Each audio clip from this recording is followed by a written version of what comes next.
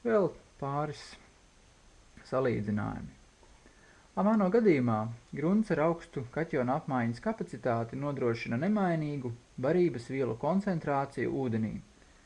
Doma ir tāda, ka grunts atdod barības vielas, ja tās ūdenī kļūst mazāk.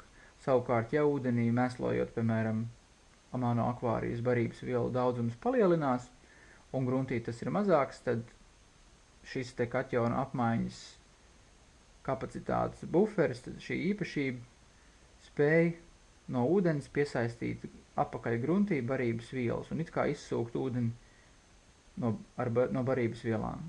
Savukārt, bēra metodas gadījumā nav šāda lieta kā grunts ar augstu kaķiona apmaiņas kapacitāti un tātad ar buferi gruntī barības vielām. Un mēs nevaram patiesībā šīs lietas nemaz salīdzināt.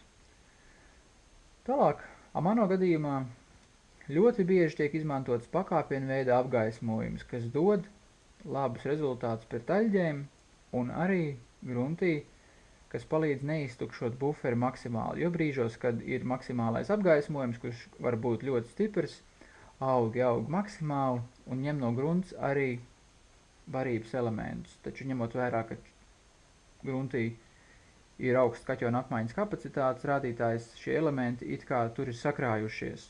Un šajā laikā, kad tiek akvārijas apgaismots maksimāli, augi nepaspēja izmantot šo buferi. Kad augiem tiek samazināts gaismas daudzums, augi sāk atkal augt lēnāk un īpaši arī naktī gruntī kaķiona apmaiņas kapacitātes dēļ atjaunojās barības vielu buferis. Taču bēra metodas gadījumā varbūt pat nav ieteicams pielietot pakāpienu veida apgaismojumu, kurā ir viens cikls, kurā ir ļoti, ļoti stiprs apgaismojums, jo gruntī nav šis te barības vielu buferis, un līdz ar to augi varbūt tās var sākt it kā